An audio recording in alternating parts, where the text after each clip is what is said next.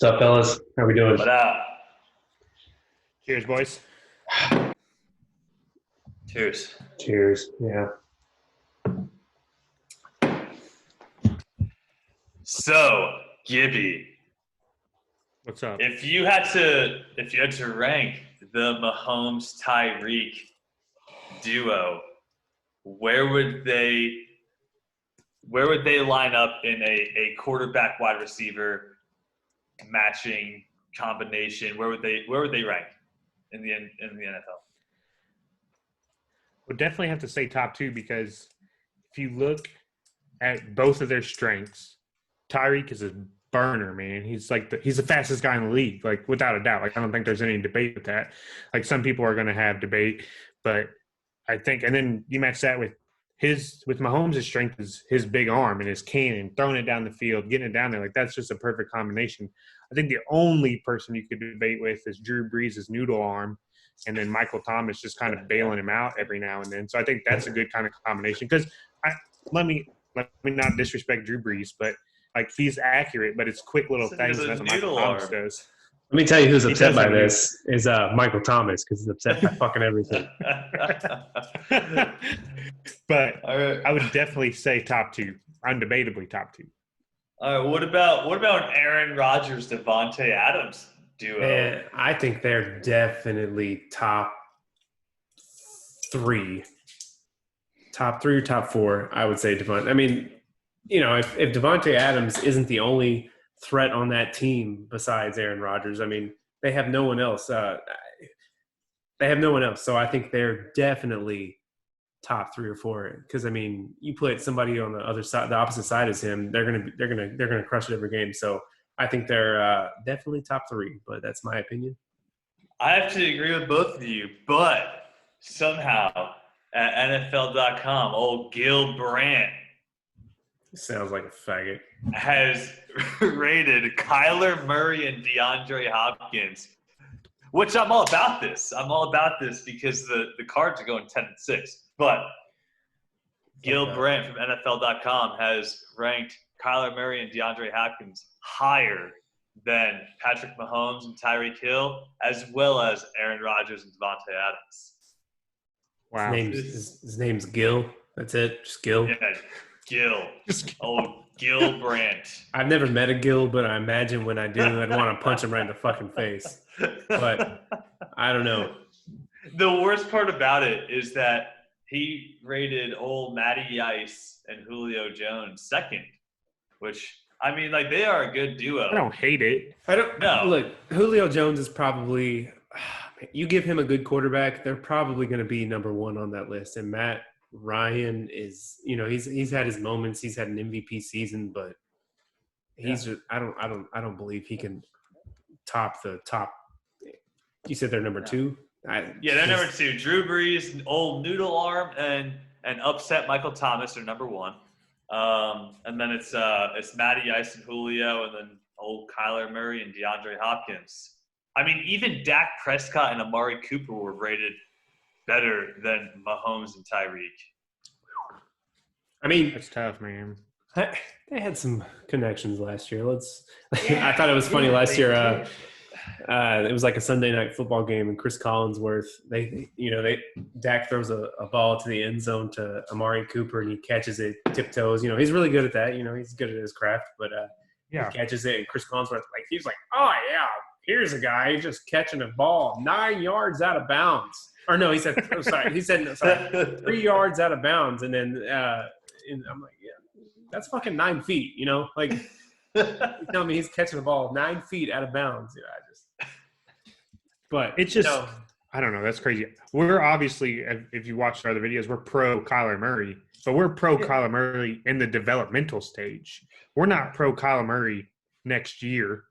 No, like if they were number 9 on this list, then respectable. But to put, I mean, what's even crazier is like, do you think that Ryan Tannehill and AJ Brown are even a top 10 duo threat? No, they're not top 15. Nobody goes in with a defensive plan that says, how do we stop Ryan Tannehill and AJ Brown? Yeah, they're number 8. Nobody goes. I mean, people are probably going to. Oh my god! I think Mason Rudolph and Juju Smith-Schuster are more threatening than Ryan Tannehill and A.J. Brown. Yeah, Juju's a beast. I mean, Mason's just – Juju his brain might be broken with anybody that with helmet Mason from Myles Rudolph. Garrett. But anyone with Mason Rudolph as a quarterback is not a top 20 to 25 quarterback wide receiver duo in the league. I promise you. If this were like quarterback and running back, then Ryan Tannehill should be on here giving that ball to Derrick Henry. But I don't know about to A.J. Brown. Where's Russell Wilson and DK? Oh, Russell Wilson and DK, yeah. Not even on here. Phillip Rivers and T.Y. are number 10. Matthew Stafford and Kenny Galladay, number 9. I don't have an issue with that. Yeah. And then Tom Brady and Mike Evans are number 6. Which I think that should be a little higher up. If Tom's got an arm. Kyler Murray's odds to win MVP next year, as soon as they got DeAndre Hopkins, went from plus 2,000 to plus 1,000. So nice. Double his odds. Yeah. I wouldn't put money on a plus 1,000 guy, but I mean, do you think it's possible he has what it takes or Kyler Murray, that is, to have what it takes to actually get to that level? We've seen a lot of second-year guys. We've talked about it, like Mahomes and Lamar, make that step where they win that MVP. Do you think it's even like possible or practical that he makes that step and wins an MVP next year? I don't think Kyler's in that conversation now. Yeah, I think there's the second year. I mean, I like Kyler and I like his whole team and everything that goes with it, but MVP, that's a big award, man. Like, you have to win your division. I don't think you win an MVP with Hopkins and not win your division. I don't think you get in as a wild card team and win your MVP. I wouldn't put any money on it. But yeah, and you look at that division too. I mean, they have to fight and be better than they were last year by a good amount to even not be last place in that division. Yeah. I mean, it's tough. So I think he can be in the conversation if they have a good connection. I mean, they got a couple other good receivers. You got to think about that. To spread the field out. Fitzgerald is always going to be, he's always going to be a threat. Christian Kirk came on strong last year. He's a good receiver. No one talks about him enough, I don't think. So you add Hopkins to that mix. Maybe he gets a little more protection. He had a really low-rated offensive line last year. If he gets a little more protection, maybe they do make some noise in that NFC West. But it's just hard, man. You talk about the 49ers defending NFC champs, and they get better, it seems. Yeah. The Rams definitely, probably going to win a Super Bowl next year. So it's really hard to even talk about them in the playoff conversation. Yeah, no. It's just I get putting Hopkins' name in that conversation of duos and being great, but it's such a reach.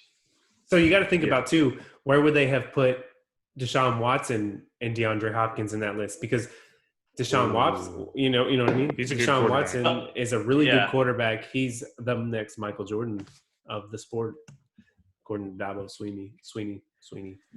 Well, I do think that Deshaun Watson might be a bit better than Kyler Murray. Oh, definitely. Right now, especially going into next year. I mean, Deshaun Watson is a great quarterback. Yeah, so they might deserve to be number 3. Who's that? Deshaun Watson and DeAndre Hopkins. Oh, okay. Yeah, those two should be number 3, maybe. or maybe Deshaun Watson and Kyle Fuller. They could be on this list at least. If Fuller's a monster.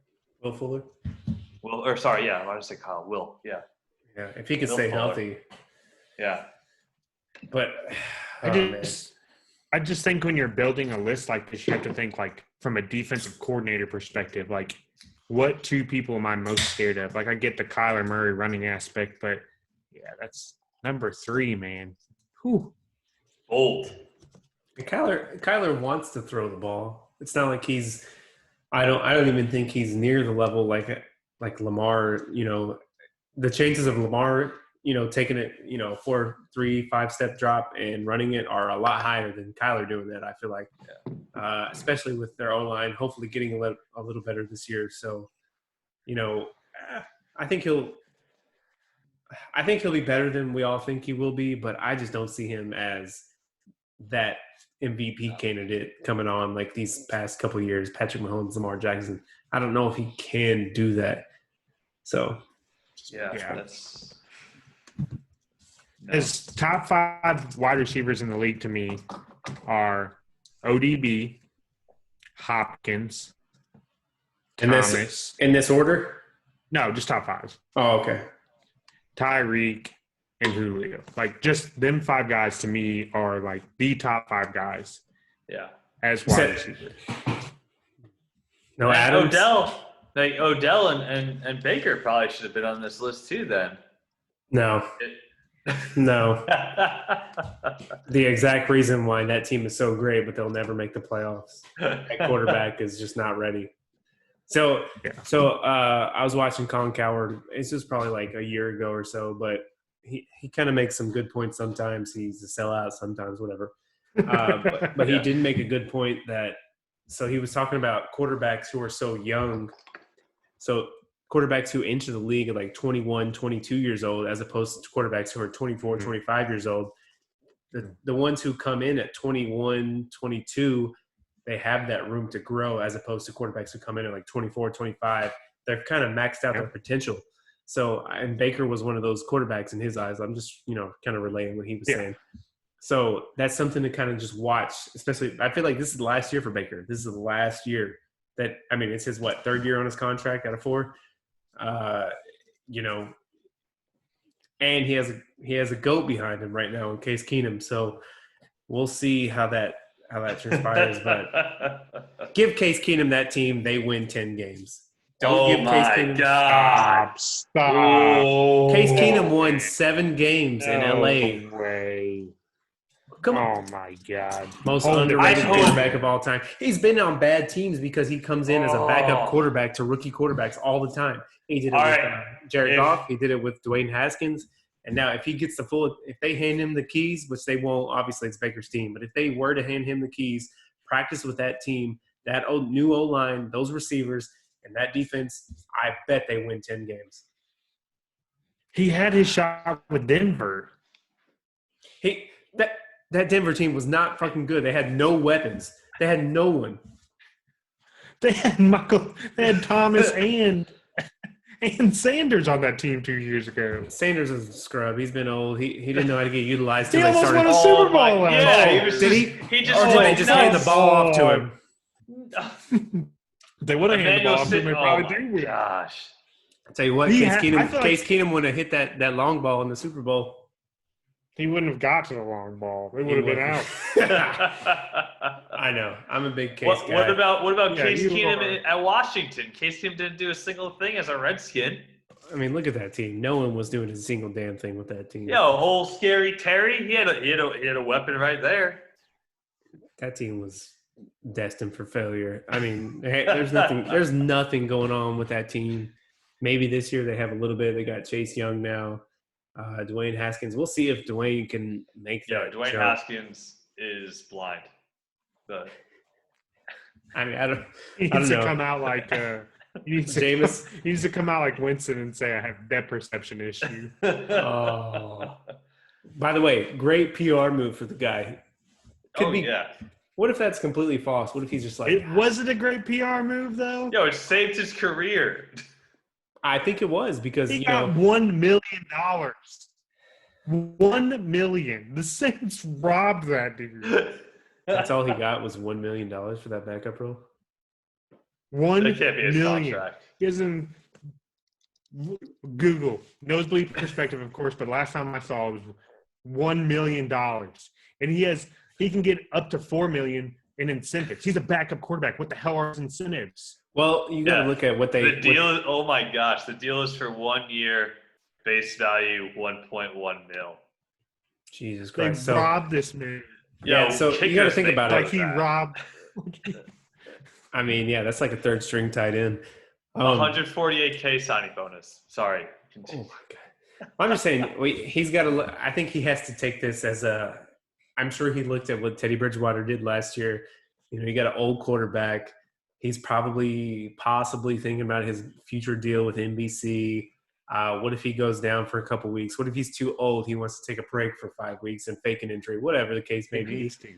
Yeah, I mean, he has to. I mean, because that arm is like, I think he knows it's in decline too. So he has to know that. I call it a noodle arm, and it's a bad deal.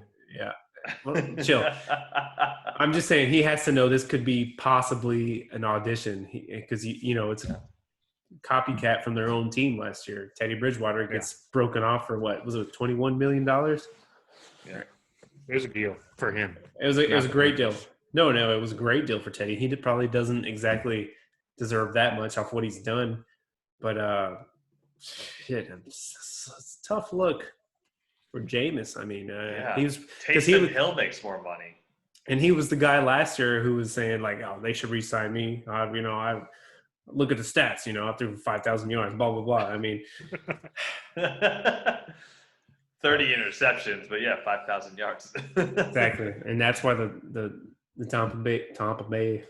It's so hard to. It's weird to say. Try it. Tampa Bay. You can say either Tampa Brady or Tampa Bay. Well, Tampa Bay makes you almost like come out like you're trying to do an Irish accent or something. Tampa Bay, you know. Tampa Bay, yeah. That's just weird. Yeah. Anyway. Yeah. They're going to have the ball, like I said in the previous recording, like 15 more times because he's not going to throw 30 interceptions. He's just not going to. So he's also not going to throw the ball downfield. He's not going to throw 5,000 yards. That's what did he? You know, he was pissed off last year in New England, saying, "I need people who are faster, who are better," which is something they can't acquire like at the halftime speech. You know what I mean? So. You know, he has that now. So let's see what he does. I'm not counting all the time out eating avocado ice cream. Oh yeah, there's no doubt we don't watch every Buccaneers game next year, but yeah. Oh yeah. Yeah. I don't know. It's a lot of weapons, a lot of talent, and I don't want to compare it to whenever LeBron first went to the Heat, but it's going to take a while, I think.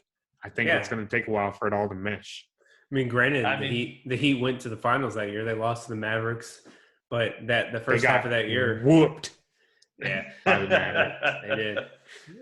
Oh man, that was like the biggest upset. I think Vegas made more money off that finals than any other NBA finals. Oh man, what about that one? Oh, I remember I was deployed at the time. It was 2013 against the Spurs when they had old Jesus Shuttleworth. Kawhi. Oh, the Miami team. And then it was game 5 or 6 when the Heat were down. I think it was 6. The Heat were down. They were pretty much just done. It was the Spurs championship. They get that rebound and they kick it out to old 34 Ray Allen. He hits that shot. Oh my God, that was probably one of the biggest shots NBA history. Honestly, I mean that was because if they don't make that shot, they're obviously done. Yeah, it did. It definitely did. If Ray Allen doesn't make that shot, are we talking about who's the GOAT, Michael Jordan or LeBron? No, we're not even having the discussion. I don't think so either. Because I mean, you think about it, then who's to say? You know, they go on to win. I mean, they probably win. Would they win 2 down there? Right? Yeah. 3. Or 3. Yeah. 3. Shit. Sorry, NBA fans. We'll Google it. Yeah. We're nosebleeds. So, yeah, but still, I mean, then he comes to Cleveland. I mean, we can get into the He's got talk. 2 in Miami, 1 in Cleveland. I think so too. Yeah, 2012, 2013 Miami. So yeah, so take that away. He wins. Him and Kyrie. Yep. So take that away. He wins 1 championship in Miami, 1 championship, and there's a lot of. I'm not gonna. This is from a Golden State fan. There's a lot of asterisks behind the one he won in Cleveland too. I mean, one of our best. All right. One of our best players kicks a dude in the nuts. Obviously, he's going to get suspended. Not a strong move by Draymond. Not smart. Not smart. So he goes down. He's out. And at that time too, we didn't have KD. He was a big part of the offense. I mean, man, that was maybe tough. If Steve Kerr was a little more disciplined in his coaching, you wouldn't have players kicking dudes in the nuts. You know, I was learning in one of my marketing classes. It's a sports marketing class, and he was talking about like the difference in leadership leads to different results. And he like showed a slide from Mark Jackson, who coached the team in 2013, 2014. When they went to the playoffs, they played the Clippers in the first round, and they went to 7 games. And then the next year, Steve Kerr came in, which I thought was a wild move at the time that they fired Mark Jackson. And I was like, oh, what the fuck, dude? We're like, I mean, granted, I was a new fan, but I was a fan before we even came close to sniffing the championship. And I was like, I was pissed that they fired him. And it's just crazy. Like my professor who's showing like the slides, who's like, oh, the difference, a coach makes. I'm like, I don't know, because that team was super young. We drafted really well, and all our draft picks were really young at that point, and we were building. And then the next year, obviously, we won it all. But I don't know. It's just interesting to look at to see what difference a coach actually makes in the NBA. You look at somebody like Ty Lue and people like that. What's his name? Dave Blatt. Yeah. Dave Blatt. Blatt. Definitely made an impact on MJ's career because he didn't want to give up the ball, but it ended up helping him. Yeah. Oh, yeah. Just shoot the ball, run that triangle off, and everything. And then having a coach like Phil Jackson that says, hey, Dennis, go take a vacation. Hey, take it easy. Take it easy, Dennis, man. We need you, so just go do whatever the fuck you want to do. Yeah, you have 48 hours. And I mean, like, it does, like, having that coach that knows how to read his players or his people and treats them accordingly, that does make a difference. As crazy as it is, It's not just the talent of the players. Especially in a league like the NBA, too. I mean, you get a lot of different personalities, and I don't know. I think it's all. What's up? LeBron never wants a coach that he can't walk over, though. Like, never has LeBron asked for a coach that he can't be like, hey, nah, this is my show, bro. Yeah, like I mean, he's always wanted someone that he can, So maybe he has more rings if he gets, an actual coach, someone better. But I mean, you look at the championships he's won. I mean, the one in Miami, the second one they won in Miami, they just kind of were the best team. Whatever, That's one. But obviously, he's been bailed out in the other 2. Ray Allen and won in that Game 6 finals, and then they obviously came back and won the whole thing. And then Kyrie, man, it was 89 final minute of the fourth quarter, Game 7 against the Warriors. Yeah. I remember that when he made that shot, my heart like went, because I just had a feeling at that moment when that shot went in, it was over. Just the way the whole series went. Good, man. Yeah. Oh, Kyrie's so good. And just the way that whole series went, man, I was just like, we had that 3-1 lead. A couple things happened. We lost Game 5. We lost Game 6. And I just not very comfortable. And then he made that shot. And I kind of knew that Steph was going to, I'm not going to say freak out, but he did. He took a terrible shot to kind of match Kyrie. Mm-hmm. It was a bad shot. Like, it would, even for Steph, it was just a bad shot from beyond the arc. So, So, whatever. Yeah, I mean, and even if sorry, go on, Gibby. My bad. Do you think that if the NBA, because they've already pushed back the draft, right? NBA already pushed back the draft. Yep, and the lottery. No, they pushed back the lottery and the combine. Yeah. So, do you think if the season was to start late year, do you think that helps Golden State more, or do you think that helps Brooklyn more? I think it could possibly help both. I mean, it's tough because Golden State, they have a good chance of the number 1 pick because, I mean, they were tough to watch last year. They did a good job pretending their players were injured. Steph did a great job saying that. Draymond act like he was hurt the whole time. Draymond was the key. Hey, not even mad at it. I'm super happy about how last year transpired because, like, realistically, with Klay Thompson out for the year, we weren't going to win a championship. Klay Thompson is the key to that team. We were not going to win a championship we won't win a championship without Klay Thompson. I named my dog after Klay Thompson. I love Klay Thompson. So I think it helps them out. I mean, it's hard because no team out of the 30 teams in the NBA is at ease with how they're going to scout and how they're going to recruit, what picks they want because with everything going on. But I know they like that dude out of Memphis. What's his name? Who got suspended? Yeah, they like him a lot, but we'll see how. It's a shit class. It's not that good, yeah. So it's a shit draft class. I'm sure the Suns will get the number 1 overall pick because every time it's a shit class, the Suns get a high draft. Ayton, I never liked Ayton. I was never high on DeAndre Ayton, to be honest with you. He's fine. He would have been better 10 years ago, but he's fine. Like he's an okay pick. Yeah. Maybe if they don't draft 10 Europeans that suck, maybe they go after oh boy, but they kind of were like, we can't go with another European. Yeah. And he was from here. I think he went to like high school here or something. Went to Arizona University. Yeah, he got paid $100,000 to play in Tucson. Hey, allegedly. Yeah, just a recording on a phone. No big deal. Yeah, it's alleged. Yeah. FBI couldn't do anything about it, but they heard it. Oh man. So just one real quick thing, just a little big flex of the week comment. Let's go. Michael Jordan, this dude, obviously, I think on our podcast, he's probably the GOAT around. Yeah. It's hard to compare people from different time periods playing. Obviously, we recognize that, but this dude turned down $100 million deal to just show up somewhere and be there for 2 hours. $100 million. He's at that level where $100 million is like, let me sit on my couch and think about it for 10 seconds. I kind of fucking rather watch this documentary on Netflix real quick before I go and make $100 million. So that is pretty crazy, man. That is a flex right there. I mean, what's he worth? Like he's worth like 2 or 3 billion, right? I don't even want to know. Let's look that up real quick. Net worth $2.1 billion. You know what I learned too? He was a lot of zeros. Do you guys know if he's a Democrat or a Republican? I don't. I want to say Republican. I'm going to say Republican. I would say Democrat. So I would say Democrat. 1 and 1. All right. Good. Yeah. Good segue. So he said Democrats and Republicans both buy shoes. He's such a businessman. Exactly. The dude's a legend. He's yeah.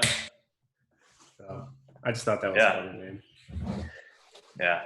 Gosh, dude, it was funny. I finally caught up with the MJ documentary, and like the way the Pistons played him, like I was just like blown away at like the violence that was going on in that series. Like the year that they lost to the Pistons, I was blown away at just how violently they were going at him.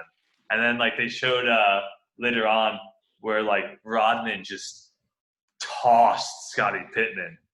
And just like it was just like I was just like, whoa, like it was crazy that like there could be like, it's crazy how professional athletes can go from playing like that to being teammates and like having each other's back and like just like it's nothing. Because I mean, like they ultimately know it's a job and they're doing what they need to do to win at the end of the day.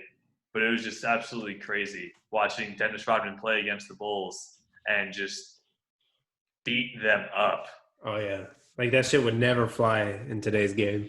Oh, and that's why, that's why it's so hard to debate this this GOAT conversation because, granted, LeBron is a massive human. He's what 6'7", 260. I don't even know his. I don't know. It's just But like you put him in that, and he's going to be able to take all that beating. But who's to say his game transpires correctly, and who's to say he has that mindset to like Jordan to actually go on and realize and lead his team and say, all right, if we go to their level, we're already done. We've lost. So I mean, I think he definitely does that in a way. I think he definitely addresses that. But who's to say that actually follows through and and then goes on to win 5 championships. So I don't know. Yeah. So I'm sorry, I'm pretty slow with math, but I was trying to figure out with MJ's net worth of 2.1 billion, right? And he was offered 100 million. If you were worth let's say $100,000, let's say that was your net worth, that would be the equivalent of someone offering you $400 to show up. So like to us, that's a shit ton of money, right? Like that's a lot of money. But to MJ, it's like, nah, I'll make that. I'll just release another shoe and I'll be all right. So $400. So you're saying if we get offered, us three, from a nosebleed perspective, get offered $400 to go sit somewhere for 2 hours and like advertise whatever product or whatever the case may I would be. take that shit. Oh yeah. What do you want me to wear? A suit? You want me to wear your shit? I might wear a UK jersey. Probably not, but just kidding. I would not take more than that. Yeah. No, if that's the only way I would deny it is if I'm told to wear a Rangers jersey. That's the only way I'm saying no. Other than that, any sport, any team, I'm wearing it. But so we can kind of see where he was coming from, though.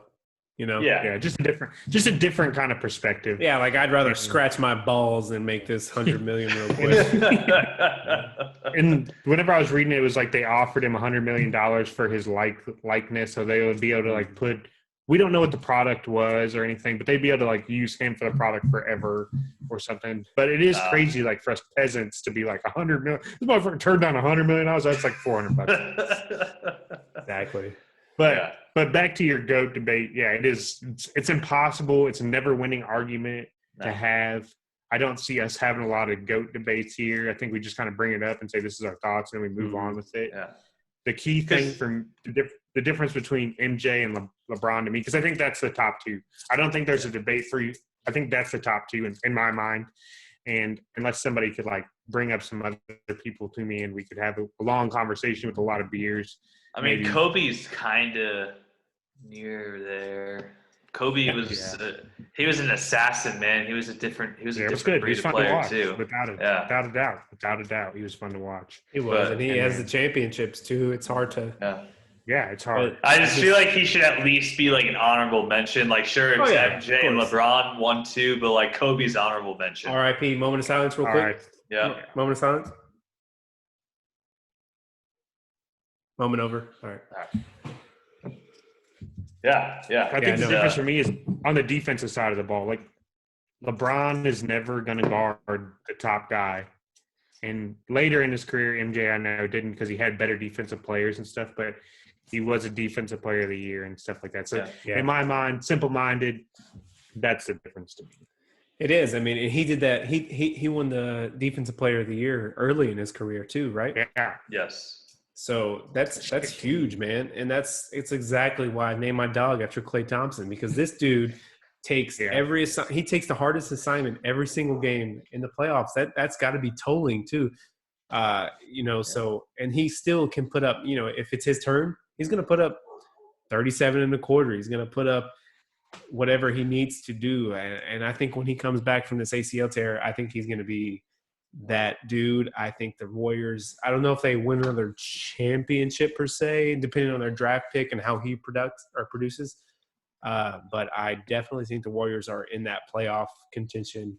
Once Klay Thompson's back, once Steph Curry's back, they have, because Klay can lock down people. He does. He does every year. So, and we're going to miss Iggy. Obviously in the playoffs, he always was on LeBron.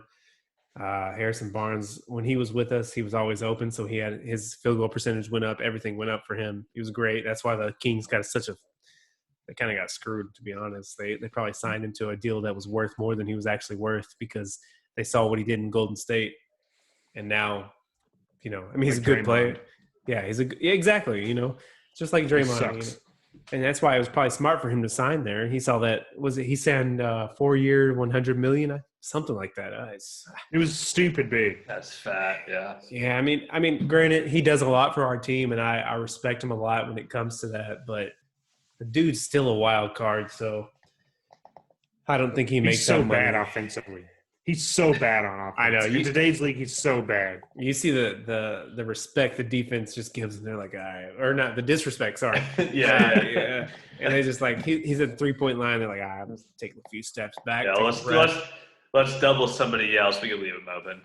Exactly. So it's almost on that Simmons level where they just – you see the memes of distancing like it does with Simmons.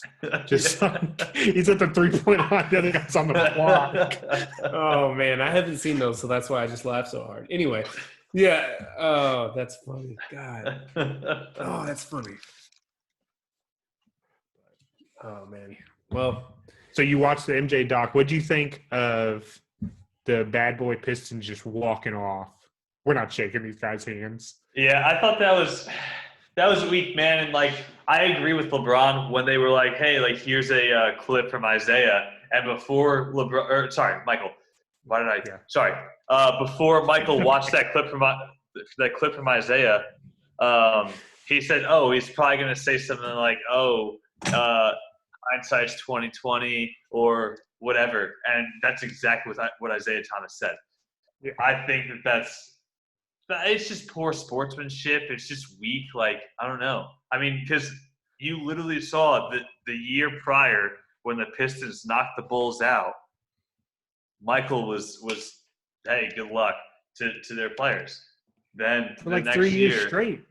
Yeah. And all of a sudden the Bulls sweep the Pistons and they can't even like, hey, good luck. They can't do anything. Yeah, that was weak. And I mean, Jordan hit it the nail on the head when he said, "Oh, he's probably going to say hindsight's 2020, blah blah blah." Because that's exactly what Isaiah Thomas said. So, yeah, I mean, it was, and they fell back on like the fact that when they got knocked out by the Celtics, you know, they kind of did that same thing. But it's like, you know, I don't know. I feel like at that point, especially in your, you know, the Eastern Conference, you have to know your opponent. You know, Jordan's going to be there. You know that you're going to face them in the finals of that conference, and you got to pay them that respect, in my opinion. But obviously, everyone feels like that now. So who knows what it was like back then? But still, bunch of bitches, according to Horace Grant. So yeah, maybe it's just because I'm a hockey fan and like I remember like it doesn't matter what happens in the series, like that handshake means so much. Yeah. Like you beat the shit out of each other for 7 freaking games. David Dacus, I was at the game when he was in the corner and the Blackhawks checked his head into the board and then they were like, "Oh, wacky, wacky Backus." Like they made shirts about it and everything. But then in game 7, hey man, good series, good job. Yeah. Like it's just kind of like the passing getting of a huge line and everybody shakes everybody's hand no matter what. Like that's why hockey is the best. Yeah, it's the beauty of the sport. Yeah. Just straight whooping each other's ass for 7 straight games and then be like, "Hey, good job." And like I've been in a situation like that too. In the Pistons situation, I've been in a playoff soccer game where we lost. It was not a good game. We got beat up pretty good, and we chose to not shake the opponent's hand. And our coach fucked us up. Yeah, the next, like he made us have a practice the next day. This was this was a travel team that I played on, and yeah, we got our shit pushed in for not shaking their hands. It's just poor sportsmanship. Yeah. So basically, you were part of the Detroit Pistons. Yeah, might as well have been. I mean, like, because we were just a rough and rowdy group too. So. All right, fellas, this was a good edition of the Nosebleed Perspective. We dove deep into the MJ docs and NBA finally. Talked a little NFL at the beginning. So until next time, you guys take it easy, boys. Yeah. Cheers. Have a good one. Cheers.